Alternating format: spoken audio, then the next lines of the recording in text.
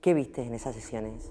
Pues al demonio. Uno tiene que ser capaz de discernir si realmente la persona que se acerca a ti está poseída o no. Hay más posesiones en casos de mujeres que en casos de varones. Allí aparecieron un buen número de restos de personas. Apareció repleto prácticamente hasta las alturas de las bóvedas. ¿Pero 6.000 muertos en una iglesia? Bueno, el número exacto tampoco se sabe. Extremadura es una tierra repleta de leyendas, muchas de las cuales han llegado hasta nuestros días, contadas de generación en generación. Pero, ¿qué hay detrás de estas creencias? Proponemos un viaje por la parte más curiosa de la historia extremeña para descubrir qué se esconde tras el mito.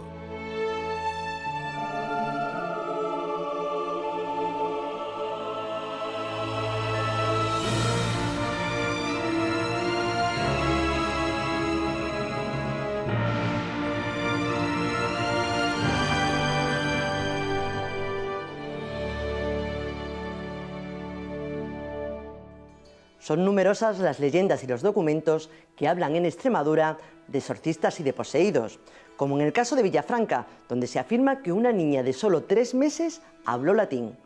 Descubriremos qué hay de verdad en todo esto y viajaremos hasta Llerena, donde descifraremos el enigma que se oculta tras la aparición de más de 6.000 cadáveres emparedados en una iglesia. Hoy hablaremos de momias, exorcistas y poseídos.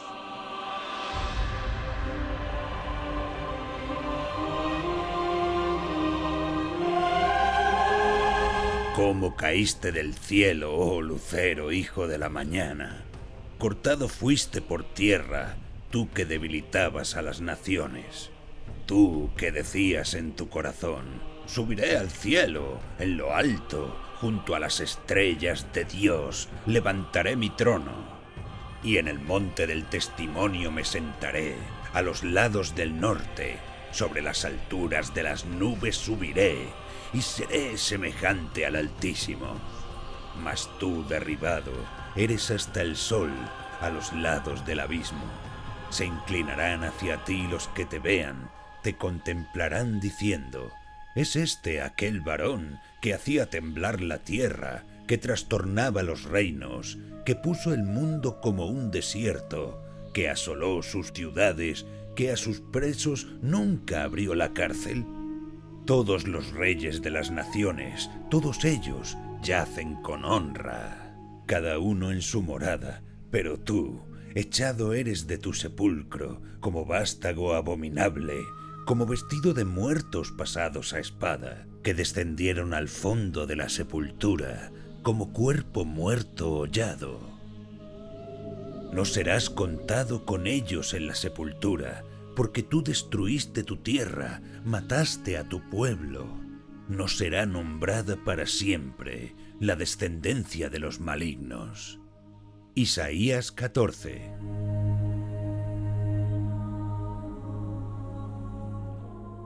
I lost my heart under the bridge to that little girl, so much to me, and now I'm old.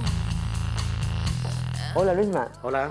Mira, he venido por ti no solamente porque eres uno de los pocos doctores en teología cuya tesis versa sobre los exorcismos y el demonio, sino también porque creo que aprendiste del mejor. Pues sí, es cierto. Estuve estudiando en Roma durante 6 años, del 2002 al 2008, y tuve la oportunidad, en esos 6 años que realicé la licenciatura en Biblia, Sagrada Escritura, y después el doctorado, pues ahí tuve la oportunidad de conocer al exorcista oficial del Vaticano, al que funda también la Asociación Internacional de Exorcistas, podemos decir al exorcista más famoso actualmente, aunque acaba de fallecer, que es el padre Gabriele Amor. Participé en varias sesiones con él, desde el principio, cuando yo inicié mi tesis doctoral en el 2006, decidí no solo iluminar la tesis con algo de teoría, podemos decir, que es lo principal de una tesis doctoral, sino también con la práctica. Y por eso me puse en contacto con el padre Gabriele Amor.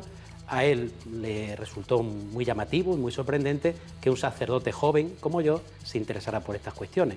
Y me invitó a participar de varias sesiones, sin ningún tipo de problema. ¿Qué viste en esas sesiones? Pues puedo decirlo directamente, al demonio. Aunque es verdad que uno puede decir, ¿has visto al demonio? No cara a cara. No tampoco como nos lo representan a veces con alas, con cuernos. Como uno tampoco puede decir, he visto a Dios cara a cara. Pero sí, he visto sus manifestaciones, sus signos. Oh, help me, Jesus. Come through the storm. Para el cristianismo ya en los primeros textos que conservamos, estamos hablando del siglo II, siglo III, la presencia del mal, la presencia del diablo es una constante en estos primeros padres de la Iglesia.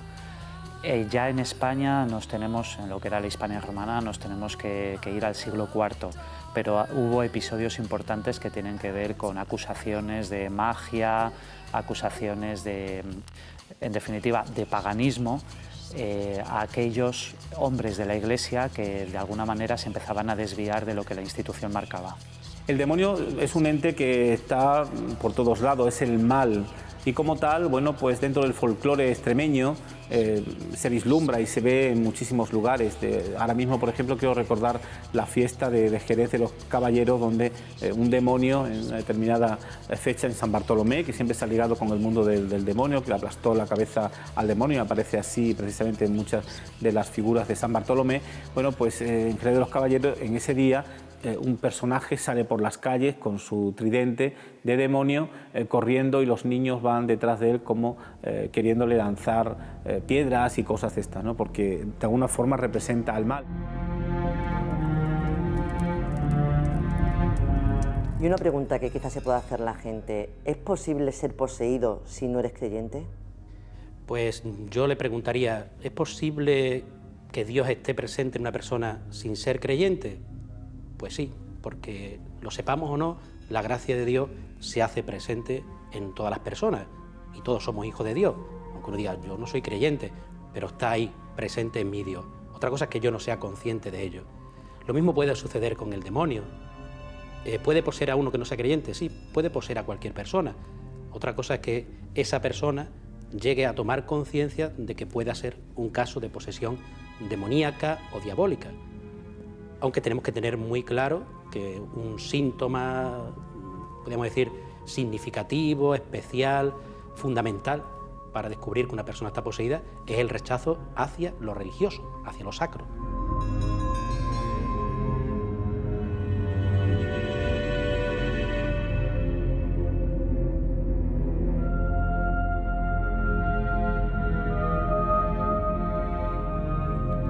Luisma, a lo largo de los siglos ha habido en Extremadura numerosos casos de posesión demoníaca. Estoy acordándome ahora, por ejemplo, de la famosa niña poseída de Villafranca de los Barros, una niña en el siglo XVII que con solo 3 meses comenzó a hablar en latín. O, por ejemplo, de otra chica con 14 años en Burguillos del Cerro que comenzó a echar alfileres por la boca, se le deformaba el rostro de manera horrible. Estas son algunas de las manifestaciones de esas posesiones demoníacas, ¿no? Pero hay más. Sí, sí. Podríamos afirmar que estas son las más significativas, las más características. El hecho de que la persona que esté poseída por el demonio hable en otras lenguas, especialmente en latín, y uno se podría preguntar que por qué en latín y no en otros idiomas, aunque es cierto que puede ser también que hable alemán, que hable arameo, griego. En latín especialmente porque el ritual de exorcismo oficial en la Iglesia, hasta hace poquito tiempo, hasta 1999, estaba en latín. Entonces, ante la provocación del exorcista, hablándole en latín, la respuesta siempre era en latín. Al mismo tiempo, también se dan otros signos, como el que acabas de citar, ¿no? El tema de los alfileres o clavos que salen también desde lo profundo. También la persona que está poseída cambia el rostro, es decir, el rostro se desfigura, los ojos, al mismo tiempo la voz. Siempre sale como una voz desde lo más profundo de la persona, desde dentro, con un tono de voz además fuerte.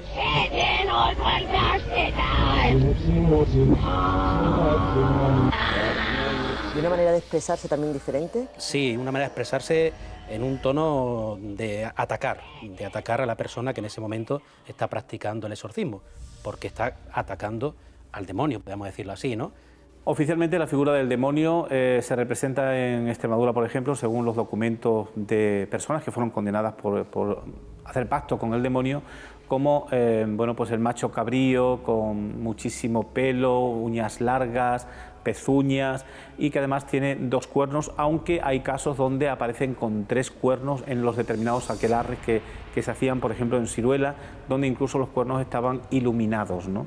Entonces, bueno, la realidad del demonio como tal es esa, es decir, un ente, un ser que aparece ante la invocación de determinadas brujas en forma de macho cabrío, con mucho pelo, uñas largas, una cara de cabra o de cabrón en este caso, y que simbolizaba sin duda alguna la verdadera imagen de ese demonio católico cristiano que siempre se nos ha hecho creer a través de las imágenes de pinturas, etcétera, ¿no?, en los templos. Y también otro de los signos que a mí personalmente pues, me ha llamado la atención en los exorcismos en los que he participado en Roma, era el hecho de que la persona que está poseída tiene una fuerza sobrenatural, podemos afirmar así. Recuerdo casos de gente joven, para el exorcismo se le ataba en una camilla, se le ataban los brazos, las piernas, y al mismo tiempo estaban 5 o 6 personas sujetando. Y era imposible, imposible mantenerla, Vamos, que es que yo decía, digo, esto no puede ser normal. Incluso mujeres, ¿verdad? O gente débil. Sí, incluso mujeres y gente débil que no tienen esa fuerza, que no es algo natural en ellos. Entonces aquí notas que tiene que haber algo que los tiene realmente poseídos, que los tiene totalmente absorbidos, que pueden más que ellos, ¿no? Porque es otra persona. Es decir, cuando una persona está poseída, se convierte en un ser totalmente diferente. Esto es signo de que la persona realmente está poseída, porque estamos hablando de posesiones demoníacas.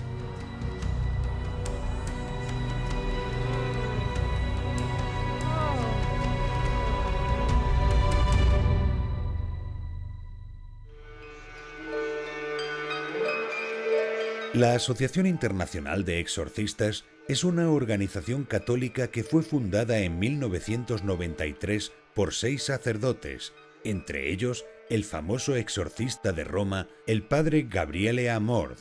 Esta organización nació, entre otros objetivos, para incrementar el número de exorcistas oficiales en todo el mundo y alertar de un problema que la asociación creía que estaba siendo ignorado o suprimido desde algunos sectores de la Iglesia. Actualmente, el colectivo cuenta con cerca de 250 exorcistas miembros que están presentes en una treintena de países. Dentro de la Iglesia Católica, un sacerdote solo puede hacer un exorcismo con el consentimiento expreso de su obispo y solo después de un examen del paciente realizado por médicos y psicólogos con el fin de determinar que la enfermedad no tiene un origen natural. De igual forma, la ley canónica requiere que también esté presente un médico durante todo el ritual.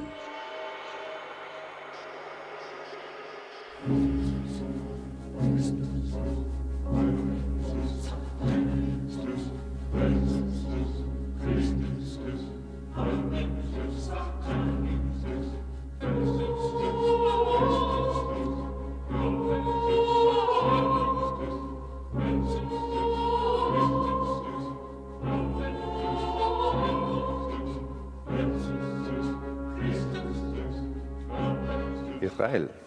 Hola, Antonio María. ¿Qué tal?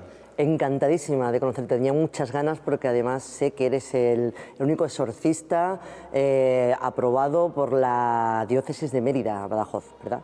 Pues sí, encanta yo también de saludarte y de estar aquí. Y soy el único exorcista nombrado por la diócesis de Mérida, Badajoz para desempeñar esta función, este ministerio en esta iglesia diocesana.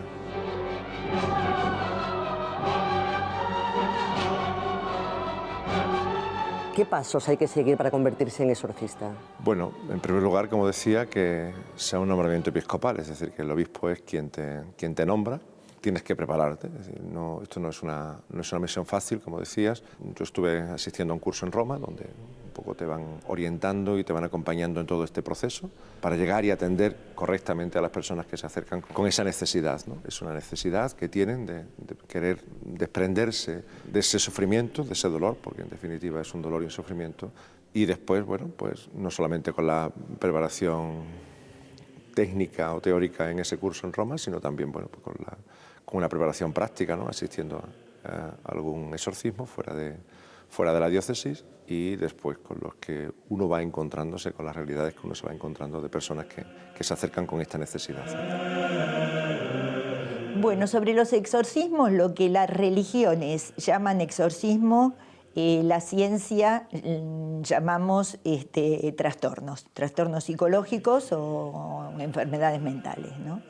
La religión lo explica, las características que tienen estas personas, que es de tener alucinaciones, de tener espasmos, de tener despersonalización. La explica la Iglesia como que está dentro de ellas un demonio, ¿no? Entonces, ¿qué tienen que hacer? Sacar el demonio afuera para que la persona vuelva a la normalidad. Yo creo que precisamente en estos... Y la lucha entre Iglesia y ciencia va a ser eterna, ¿no? Yo creo que realmente, precisamente los síntomas que tiene la persona enferma nos está demostrando que está enfermo su cuerpo, no su espíritu, ¿no? Entonces, bueno, ¿cómo toma la ciencia los exorcismos? Como otra técnica cualquiera que puede dar resultados si la persona se sugestiona de que realmente le han sacado el demonio del cuerpo, ¿no?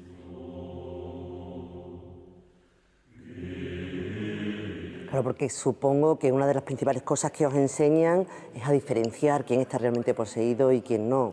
Sí, es algo que nos piden y nos hacían mucho hincapié, ¿no? Es decir, algo que es el discernimiento, ¿no?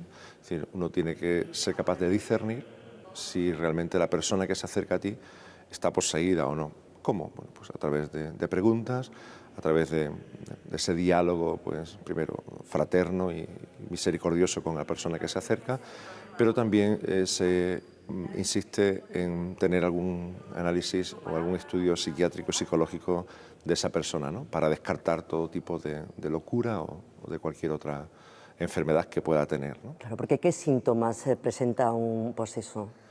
Bueno, fundamentalmente los síntomas que puede presentar un poseso son los de el rechazo a todo objeto religioso. Normalmente lo rechazan, incluso bueno, el agua bendita, ¿no? Lo vemos en las películas, pero es una realidad, ¿no? No es que tú puedas echarle el agua muy fría, es algo que le quema a esa persona, ¿no?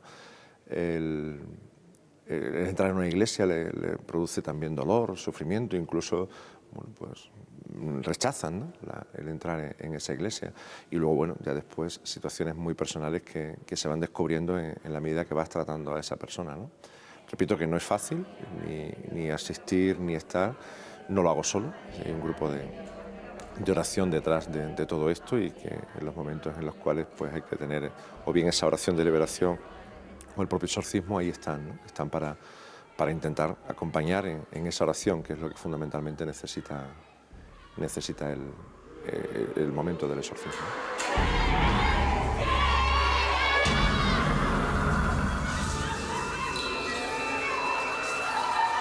Por lo que me estás contando, deduzco que ya has participado en algún exorcismo o estás participando ahora. He participado en alguno, he estado asistiendo como asistente y después ya como exorcista nombrado, y entonces bueno, eso da pie a que bueno, uno vaya primero fortaleciéndose más en la medida que va tratando a estas personas, queriendo mucho más a los que se acercan a ti y sobre todo descubriendo que uno no está solo, que hay mucha gente rezando con él.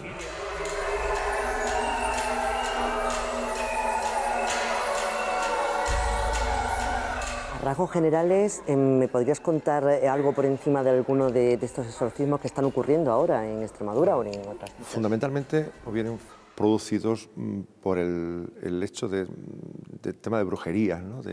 Incluso del tema de la tabla Ouija y de todas estas situaciones ajenas a lo que es la Iglesia y que bueno, uno se ha metido totalmente ahí y bueno, es difícil después salir, ¿no? Entonces bueno, hay que intentar liberar a esas personas de esa grave necesidad que poseen. Había antes más exorcismos, más posesiones, que ahora las hay ahora, pero se callan más. ¿Qué piensas? Bueno, yo pienso que siempre las ha habido. Sí, eso es algo que está ahí. El mal desde, lo vemos en el Nuevo Testamento fundamentalmente, ¿no? Cómo Jesús expulsaba a los demonios, ¿no? Y cómo pues producía esa liberación en las personas, ¿no? siempre ha estado ahí, que se le ha ido dando más publicidad después de todo lo que el cine ha ido manifestando también a través de bastantes películas, ¿no? Que se siguen realizando, señal de que algo hay, ¿no? No simplemente ni es ninguna invención ni es una locura de nadie, sino que eso está ahí, es una realidad que está ahí.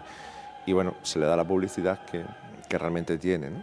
Tampoco es algo que uno vaya por diciendo por ahí soy exorcista o esta persona está poseída, ¿no? Eso se hace desde la más estricta intimidad y desde el mayor respeto hacia las personas, ¿no? Por el dolor, repito, el sufrimiento y todo lo que están sufriendo como personas creyentes que son y que desean desprender de su propia vida ese mal, ¿no? Por supuesto. Bueno, pues Antonio María, desde ese respeto, muchísimas gracias por habernos aclarado un tema tan polémico, tan complicado y tan árido a veces como es el tema de los exorcismos.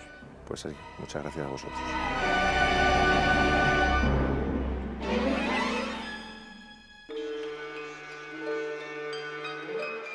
En 1971, un escritor norteamericano llamado William Peter Blatty publicó una novela sobre un tema poco conocido socialmente, el exorcismo.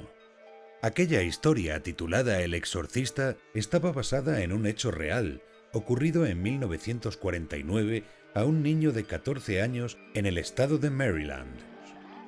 Hollywood no permaneció ajeno a este éxito literario y en 1973 decidieron llevar a la gran pantalla la novela, encargando un guión a su autor. La película se llamó igual, El exorcista, y obtuvo un importante éxito mundial, siendo considerada la mejor cinta de terror desde la aparición del cine sonoro. La enorme recaudación que obtuvo la película y el éxito de espectadores hizo que muchos copiaran un tema que hasta ese momento no había formado parte del género de terror. Muchas secuelas aparecieron en las pantallas para tratar un tema que ya es un mito universal, aunque ninguna consiguió obtener el éxito de la cinta original.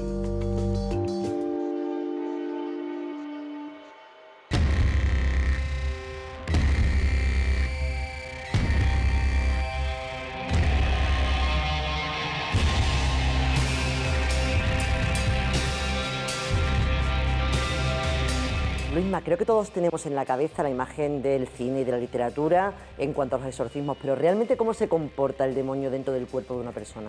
Bueno, pues es muy parecido al cine, porque en la mayoría de los casos es verdad que están basados en hechos reales. Entonces, cuando a una persona se le practica un exorcismo, donde hay un rechazo principalmente hacia lo religioso, su reacción es sobre todo de rebeldía, de violencia, de hacer gestos extraños, de contestar también en otros idiomas, de tener un poco una actitud negativa de defensa frente a lo que es en sí el exorcismo, ¿no?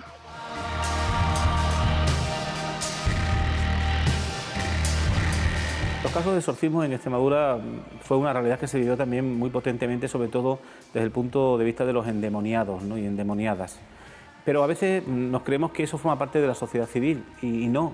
Y hay ejemplos. Amador Merino Malaguilla, obispo de Badajoz, se dedicaba a ir a Fregenal de la Sierra a ver a un convento de carmelitas del mismo, donde le practicaba el exorcismo a un número importante de monjas porque decían o le hicieron creer que estaban endemoniadas. Lo mismo hacían con las carmelitas de Zafra. También en ese convento el Amador Merino Malaguilla se acercaba para practicarle el exorcismo a un grupo de religiosas de este convento. Pero claro, practicar el exorcismo equivalía a subirse encima de la monja, como dice el documento, y poco menos que abusar de ellas, ¿no? De ahí que algunas de estas religiosas denunciasen a este obispo, a Amador Merino Malaguilla, y se le tuviese que abrir un proceso inquisitorial por parte de la Inquisición de Llerena, donde se pone de manifiesto que realmente ni las monjas estaban endemoniadas, que fue una creencia que el confesor le hizo creer en complicidad con este obispo que también se dedicaba pues, a esos menesteres tan poco cristianos, digamos, ¿no? Y más dentro de un lugar que se supone que es sagrado.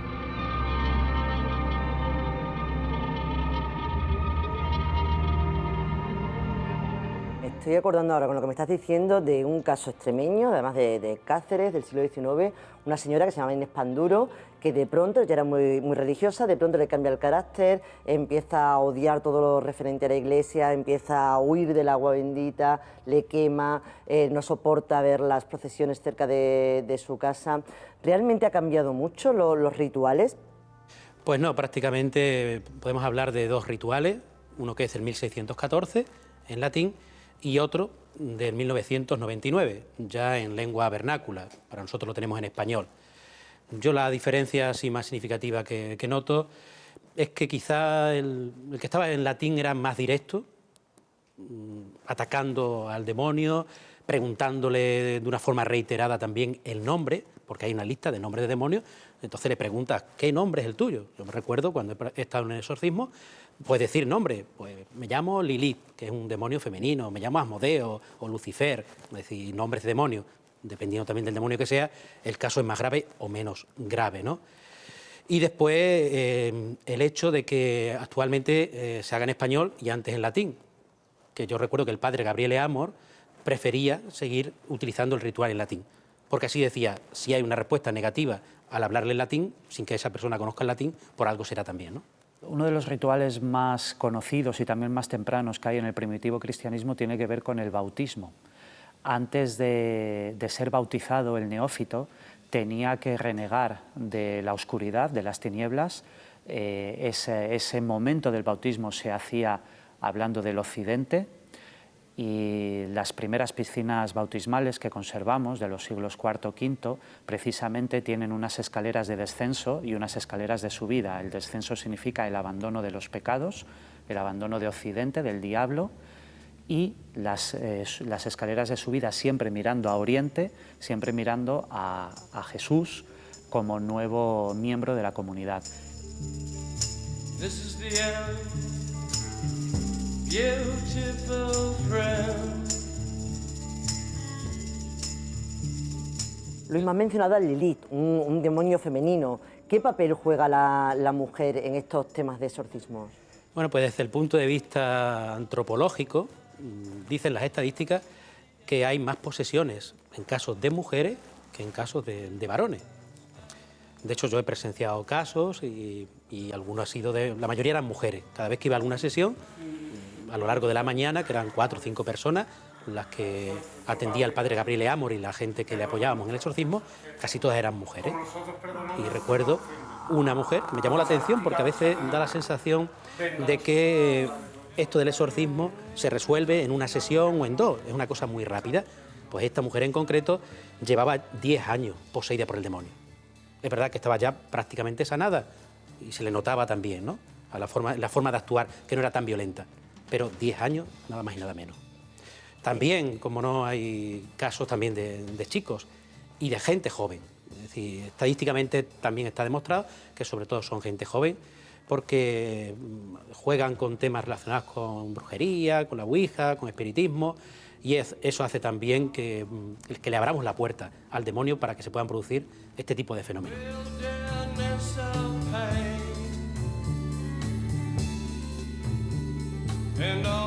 ¿Las manifestaciones del demonio son las mismas independientemente de la edad o del género? Sí, son las mismas.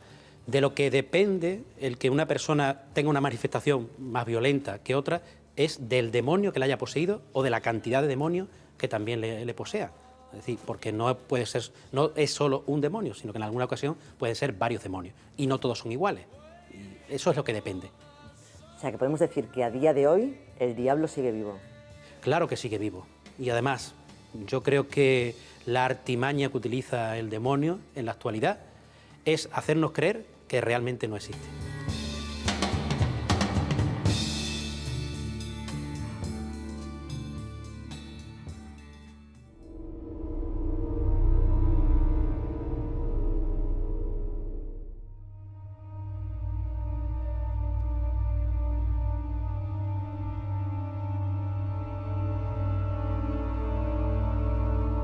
Allí aparecieron un buen número de restos de personas. Apareció repleto prácticamente hasta las alturas de las bóvedas. ¿Pero 6.000 muertos en una iglesia? Bueno, el número exacto tampoco se sabe.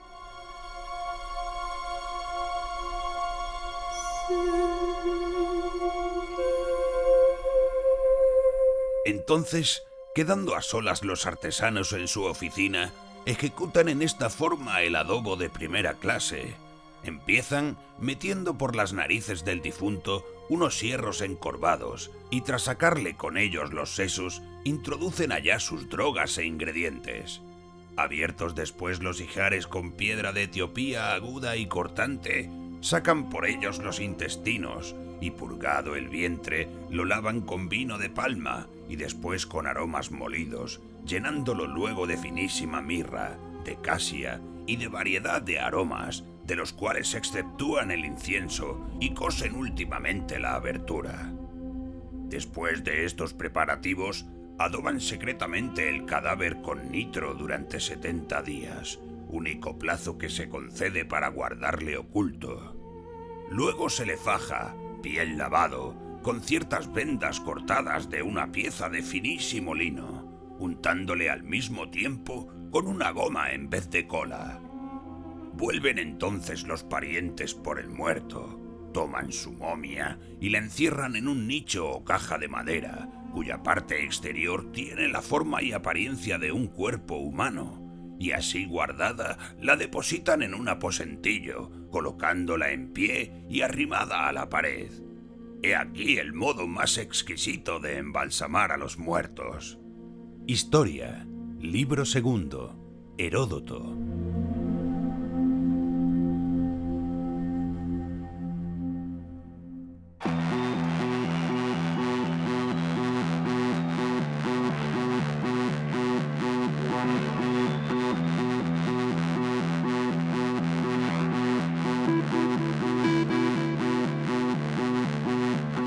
Hola Manuel. Hola, ¿qué tal? He quedado contigo porque queremos resolver algunos de los interrogantes que rodean uno de los sucesos más extraños que han ocurrido en Extremadura. La aparición aquí en Llerena de más de 6.000 cadáveres encerrados entre las paredes de una iglesia.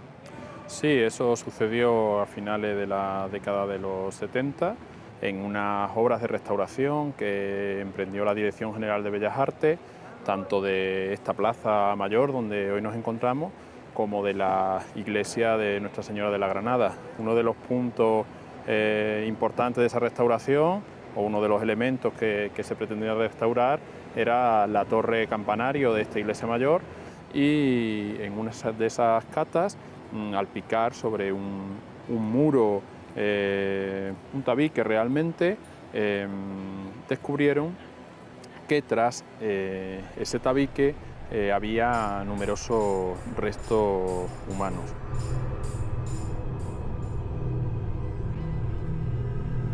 Recuerdo que aquel día, que era un día caluroso, estábamos en la excavación del Teatro Romano de Reguina, un grupo de arqueólogos jóvenes que empezábamos en nuestra carrera. De hecho, acabábamos nuestros estudios universitarios y empezábamos nuestra vida profesional. Don José Álvarez de Uruaga, el director director del Museo de Mérida, y José María Álvarez Martínez, el director del Museo de Badajoz, llevaban esas excavaciones y fueron informados de un hallazgo en Llerena. Al estar tan cerca, fuimos con él, todo el equipo que excavaba, y pudimos entrar a la torre pocas horas después de que se hubiera producido el hallazgo. Nos contaron que había sido algo fortuito al hacer unas obras, creo recordar que era de remodelación de la instalación eléctrica, y bueno, ingresamos a aquel espacio en el que vimos una ingente cantidad de restos humanos, algunos perfectamente organizados según tipología de huesos, y otros que se presuponían más recientes en su muerte en relación al momento en el que habían sido colocados allí. Se derribó completamente esa pared y apareció un espacio, una estancia, que luego se comprobó que era el primitivo acceso o la primitiva escalera de acceso de subida a la torre campanario, estancia que prácticamente se desconocía su existencia en Llerena, aunque sí hay testimonios de algunos monaguillos o incluso sacerdotes que con posterioridad dijeron que bueno, que sí, que alguna vez que otra, por algún pequeño hueco, habían visto que había algunos restos humanos allí detrás de ese muro. y como te digo, pues allí aparecieron un buen número de restos de personas.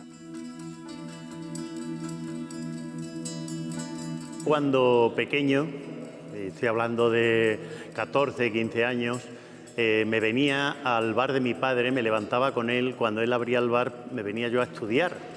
Entonces él siempre tenía trabajando a personas que entonces la figura era de aprendiz. Una de estas personas era monaguillo. Entonces, cuando llegaba la hora de tocar las campanas, que todavía era de noche, en algunos casos yo le acompañaba y subíamos con una linterna por las escaleras de la torre, y es verdad que había unas tapias que yo recuerdo que me decía, verás, asómate, verás qué luz se ve. Y efectivamente nos aupábamos en las tapias y veíamos como algo que era fluorescente. Realmente, después de que pasó el descubrimiento de la cantidad de cadáveres que ahí había y de restos y demás, lo que yo sí deduje que eran restos, realmente era el fósforo de los huesos lo que se estaba viendo, el resplandor del fósforo de los huesos. Lo que más llamó la atención es que entre estos cadáveres aparecieran numerosas momias. Sí, en un principio lo primero que encontraron fue un montón de huesos, de restos, de distintas partes del cuerpo apilados. Pero también aparecieron un número importante, incluso se llegó a hablar de unos 2.000, de unas 2.000 momias.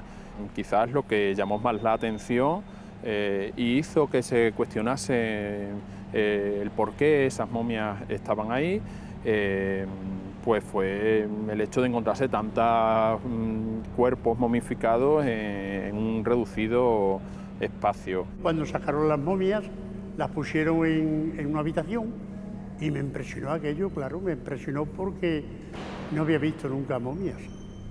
Y había cuerpos que estaban enteros, hecho momia, por supuesto, ¿no? Pero aquello me sorprendió a mí y me quedó la imagen aquella metida en la cabeza. Yo viví escenas, de verdad, no sé si decir ridículas o por querer ver a los muertos de la torre. Es que se hicieron viajes turísticos solamente para eso.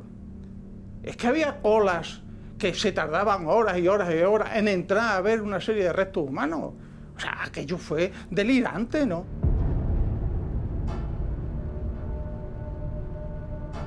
Muchos medios, muchos investigadores lanzaron la teoría de que, bueno, de que parecían que no habían muerto de causa natural, o eso es lo que a simple vista les parecía a ellos.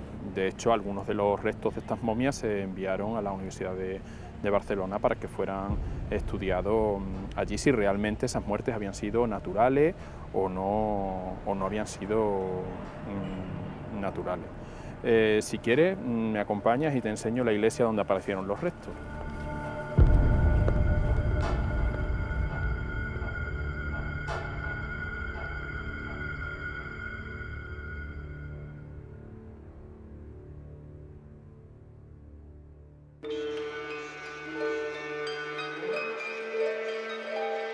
La momificación es un proceso que el hombre ha hecho, de forma intencionada, desde hace miles de años y que suele estar asociado a un rito funerario. Quizá el más famoso sea el de las momias de Egipto, aunque son diversos los métodos y lugares en los que se ha llevado a cabo a lo largo de los siglos. En la antigua Persia, por ejemplo, los difuntos se conservaban con cera y entre los pueblos arios con miel. Pero también han aparecido cadáveres momificados en los que no ha intervenido la mano del hombre, procesos que muchas veces se han ligado a milagros o creencias místicas, pero para los que la ciencia tiene una explicación. Los ejemplos son variados. Uno de ellos se debe a la sequedad del ambiente, que unida a la ausencia de insectos, convierte a monasterios y templos en lugares ideales para este tipo de fenómenos. Se trata de un proceso de desecación espontánea que impide la putrefacción y descomposición del cadáver. Otra de las momificaciones naturales sucede cuando el cuerpo reposa en un ambiente de humedad relativa, pero estéril. Se produce un fenómeno llamado saponificación. Es una transformación de los tejidos en jabones mediante la grasa, que va unida a una posterior fase plástica, durante la cual las partes blandas se transforman en algo parecido a la plastilina. La piel queda elástica, como si la hubiesen curtido. En algunos casos, los tejidos se convierten en cera, como la de una vela derretida que mantiene la forma de los órganos con gran precisión, por lo que los cuerpos parecen incorruptos. También puede darse la petrificación debido a la infiltración en el cadáver de hidrioxipatita y carbonato cálcico. Estos procesos dejan hallazgos impactantes como las momias que han aparecido en pantanos o un cerebro de 2600 años de antigüedad perfectamente conservado que se encontró en Reino Unido.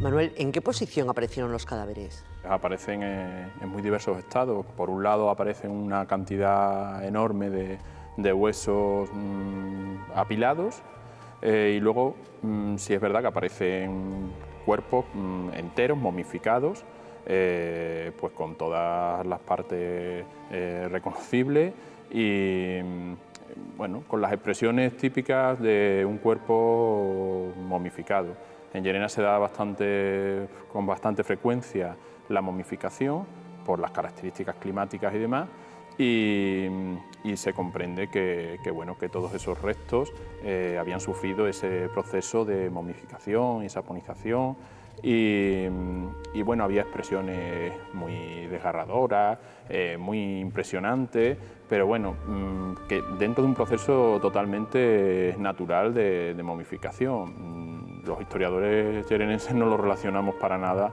con un proceso de emparedamiento.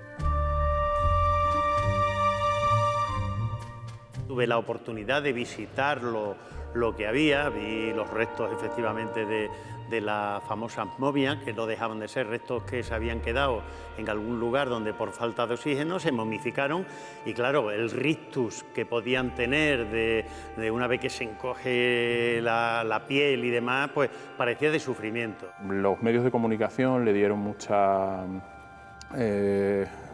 difusión al tema de que habían sido torturados, de que las expresiones eran realmente horripilantes, incluso surgieron leyendas sobre que había aparecido una madre que le estaba dando el pecho a su hijo y demás, pero las personas que realmente asistieron al hallazgo lo desmienten categóricamente, dicen que para nada aparecieron ese tipo de posturas, que eran posturas propias de personas que habían sido enterradas y no enterradas en vivo.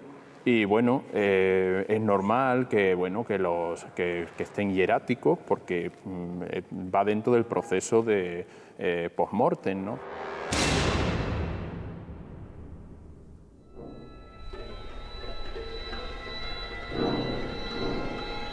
Fue una noticia elaborada, no fue espontánea, no fue un descubrimiento. Entonces a mí se me encargó, o yo mismo me encargué, de hacer una fotografía. Procuré que fuesen lo más espectaculares posible, porque lo que íbamos buscando era eso, la espectacularidad y el morbo.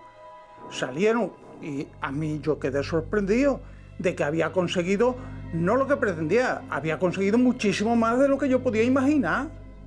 Pero las fotografías fueron colocadas, perfectamente estudiada la iluminación y hechas las primeras fotos, y esas fueron las que saltaron a la prensa.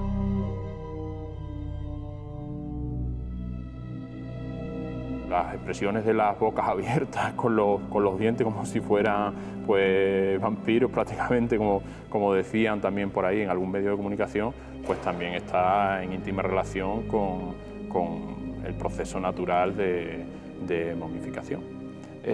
Si quieres me acompañas y te enseño el lugar donde aparecieron.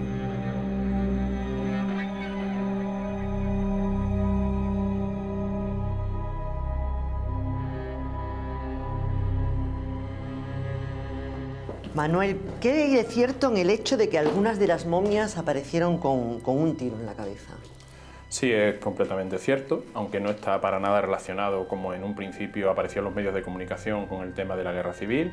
Tiene la explicación en que, bueno, en la guerra civil los republicanos utilizaron la torre como un bastión de defensa de la ciudad cuando llegaron las tropas nacionales, pero como te digo, esos restos eran muy anteriores y están más relacionados con las guerras con Portugal, que bueno, todo el territorio de Extremadura se vio muy afectado por esas guerras y que son de principios del siglo XVIII. Aparecen junto a los restos momificados pues utensilios propios con los que se enterraba la gente, crucifijos, rosarios. También apareció en los medios de comunicación pues que había algunos de los restos momificados que tenían sus manos atadas y demás. Atadas con crucifijos o con rosarios. Eso no es que tuvieran las manos atadas, es que como era natural, pues el rosario se ponía enredado en las manos, ¿no? Y bueno, podía dar esa sensación. Como te digo, aparecieron muchos elementos propios de la época en que se producen los enterramientos, junto a las momias, quevedos, sombreros de 3 picos, bacines, bueno, elementos de tipo religioso, también anillos y algunas joyas menores, ¿no? Pero bueno, lo propio con lo que la gente solía enterrarse en aquella época. Vestidos estaban algunos, otros pues no estaban vestidos. Por los cuerpos había algunos que estaban enteros, estaban enteros, hechos momias, pero estaban recostados a la pared. Y había pequeños así chiquititos y otras personas más mayores, ¿no? Estaban prácticamente o casi momificados o prácticamente momificados. Recuerdo una mujer, un niño de muy corta edad en una cuna y bueno, luego ya más adelante supimos que junto a ellos también había hallazgos importantes de joyas, de libros de la época y bueno, fue muy sorprendente en aquel momento para la arqueología y la historia de Extremadura.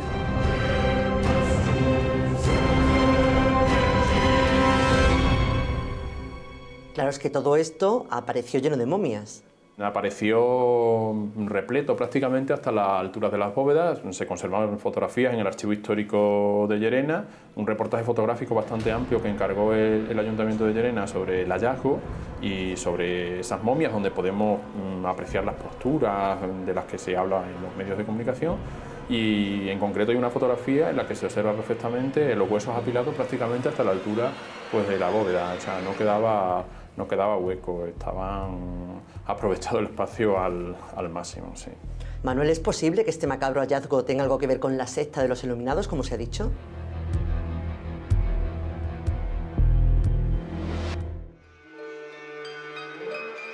La Orden de los Iluminados, históricamente, se refiere a la organización Illuminati de Baviera, una sociedad secreta de la época de la Ilustración.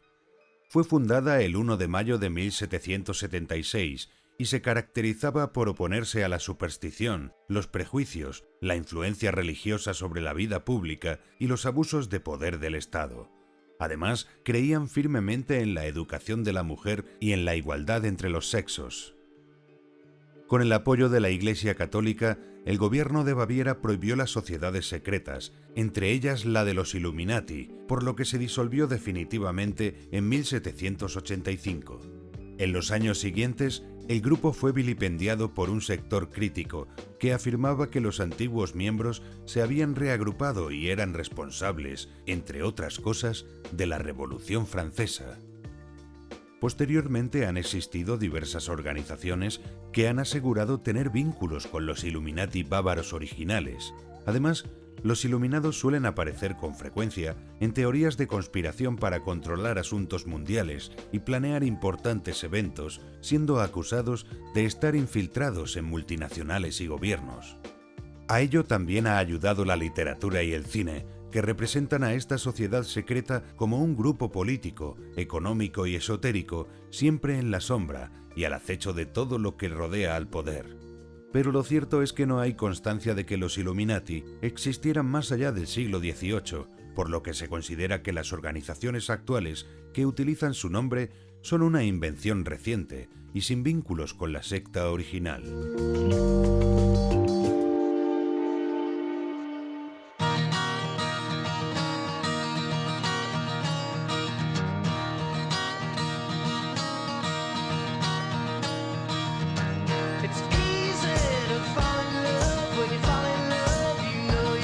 ¿Puede que la clave de todo esté en la Inquisición? Bueno, es lógico que se intentara relacionar a la Inquisición con el hallazgo de estas momias y de estos restos. Precisamente por eso te he traído a este lugar la primera sede que tuvo el Tribunal del Santo Oficio de la Inquisición en Llerena, el antiguo Palacio Prioral. Como digo, la Inquisición en 1508 se instala aquí en esta ciudad.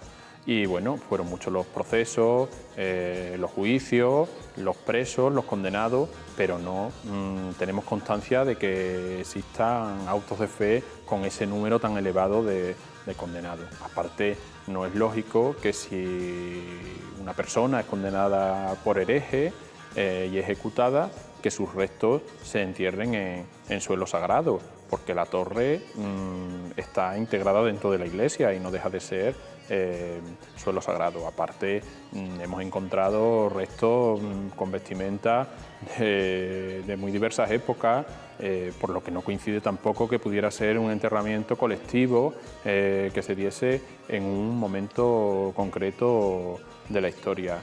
También se habló de los iluminados, de que podía ser un auto de fe a la sexta de los alumbrados, pero nosotros realmente lo descartamos. Entonces, Manuel, ¿qué explicación puede tener esta momia y de qué época son? Bueno, la explicación es muy sencilla. En el siglo XVIII se hace una reforma general de la Iglesia Mayor de Nuestra Señora de la Granada porque amenazaba ruina, las techumbres estaban a punto de desplomarse y entonces le encargan a un arquitecto famoso de Llerena, José de Hermosilla, que haga un nuevo trazado para una nueva iglesia con empaque catedralicio. Él hace un proyecto grandioso, coronado por una cúpula gigantesca, y hay necesidad de reforzar y excavar los cimientos. Hasta prácticamente el siglo XIX los enterramientos se realizaban en el interior de los templos y el subsuelo de la iglesia estaba repleta de enterramientos y de cadáveres.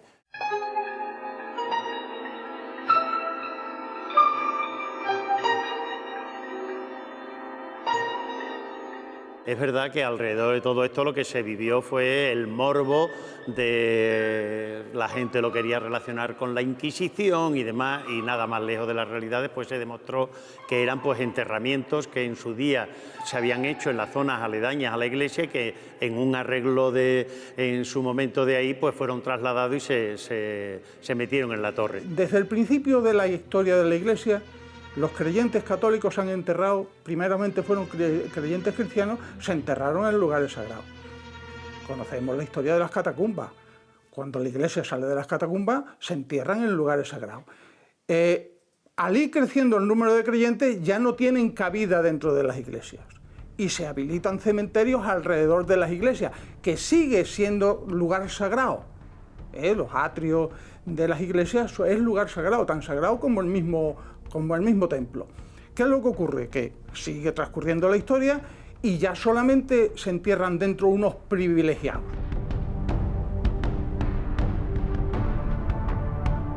¿Pero 6.000 muertos en una iglesia? Bueno, el número exacto tampoco se sabe. Se especuló mucho sobre que era un número muy elevado, que eran 6.000. Es cierto que había muchísimos restos, pero también hay que tener en cuenta que hay restos de épocas muy diversas, desde el siglo XVI prácticamente hasta el siglo XVIII, son 300 años de fallecimiento, en una época en que la mortandad era bastante elevada. 6.000 cadáveres entre 500 años. Nos cabían, me parece que a 10 muertos por año. En una población de 5 o 6.000 habitantes, 10 muertos por año me parece que no es una cantidad muy grande. Claro, si abrimos los enterramientos todos de golpe, los cadáveres de 10 años se nos suman y nos aparece una cantidad monstruosa. No, no es monstruosa, es quizás por debajo de la media.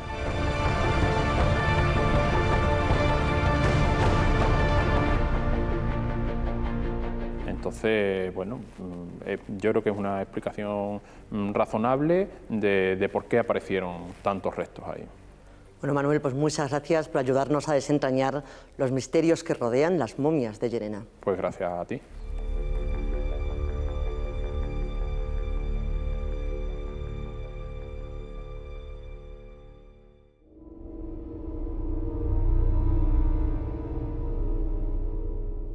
Estas son solo algunas de las leyendas que pueblan Extremadura.